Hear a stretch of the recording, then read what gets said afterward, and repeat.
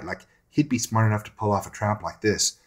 Actually, you know, maybe you are right. It's such an obvious scheme that I wouldn't be surprised if it were him. Glancing at the clock, I saw it was only a little after 8 in the morning. Gym wasn't for another 2.5 hours. Wonderful. Can't stand waiting for the microwave to beep after like a minute. How was I going to last 2.5 hours? Well, apparently he does, because the next part of the story starts at 10:40 a.m. on Wednesday, the same day, at gym class. By this time, my hands were shaking. I'd endured 2 different classes in anticipation for gym. At one point in the morning, I had even worked up a cold sweat. Zoe made fun of me the whole time. She was right behind me when I entered into the woods again at the same place as the day before. I clenched my jaw as I stepped foot into the moist dirt or mud, waiting to get punched in the face. Luckily, that never happened. Instead, we were met right away by a shorter ninja. He was alone, carrying a Ziploc baggie of Oreo cookies and 2 orange sodas. In my entire life, I can honestly say I never expected a ninja to greet me with cookies and drinks. It was weird. And there's a picture. Here it is. I'm going to show it to you like a ninja. Whoa. Ninja picture. Ninja with orange soda and a baggie full of Oreo cookies. Ooh, they look good. I'm kind of hungry. So, what's this about? I asked. You'll see soon enough, the ninja whispered as he turned around. Eat your cookies and follow me. Now, I know I should be cautious when given snacks by a shady character, but come on, they were Oreo cookies. Did I mention they were double stuffed? I think even the best of us have our weaknesses. Lead the way, I said, grabbing the baggie of cookies. You seriously going to eat those? Zoe asked as she followed me. Darn right.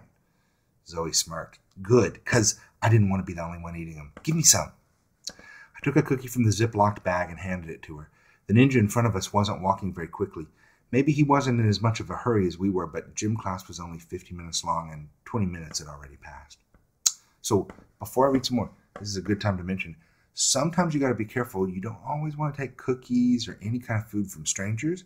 You should ask mom and dad first, or if you're at school, ask the people at the YMCA, ask your teacher. But if some stranger just says, oh, here's a cookie for you, they could be giving you a bad cookie. They could be giving you something with poison. So there's some bad people who do stupid stuff like that. So be careful. Don't eat food that you find on the street. Don't take food from strangers. Okay? Little lesson. The more you know, the more you grow. Okay, back to the story. But it's okay. I think they kind of know these ninjas, and so it's okay for them to eat the cookies. Stop, the ninja said, and then he turned around to face us again. We are here. Without moving my head, I glanced around the area in front of us.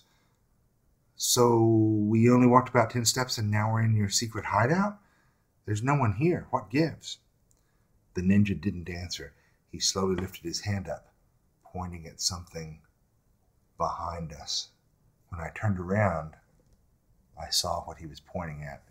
Zoe and I had only walked about 10 feet. We were only about 14 feet from the edge of the woods that we entered, but in that amount of time it took us to walk this far, the entire clan of ninjas had quietly entered into the area. They stood like charcoal-covered statues staring at us. Man, these guys are good, I whispered. They're all right, Zoe said. The ninja at the front of the group approached us. I couldn't be sure, but I thought maybe it was the same short one from the day before. As I studied his movement, I kind of thought he looked like a mini ninja, you know, almost like a toy. This thought caused me to chuckle again. What's so funny? The ninja asked. He had an even higher pitched voice. It wasn't the ninja from the day before. It's nothing, I just... Do you know why you're here? The ninja asked, interrupting me. I pulled the note from my gym shorts. I had been anxious all day about this meeting, which meant that I opened and closed the note about 100 times, reading and rereading it. The sheet of paper was falling apart as I held it out to the masked boy. Well, I got this in homeroom. The ninja shook his small head. You're here because you're allowed to be. You've been invited to join our clan. It's not an invitation you should take lightly. This time I interrupted him. Yes, yes, yes, and yes, please, with a side of French fries, yes. The ninja paused. You haven't even heard our proposal yet. I don't care, I replied. Ninjas are the coolest thing since wireless video game controllers. Of course I want to be a ninja. Zoe folded her arms and grumbled. The short kid looked at her. The invitation is for you as well, darling. Ew, Zoe said. Don't call me darling. Apologies, the ninja said. Your cousin has just decided to join our clan. What says you? Zoe said. Is the whole thing a secret? The ninja nodded like a bobble-headed toy. Seriously, he looked like a stinking child's plaything. So nobody will ever know I was in this club? Zoe asked. Correct. After a sigh, she looked at me and tightened her lips. Why not? Sounds like fun. Excellent! Shouted the ninja in front of us. The minions behind him all raised their arms in the air and exalted with the same ha sound as the day before. Ha! Let's do it together. Excellent! Ha! Did you guys do it? One more time.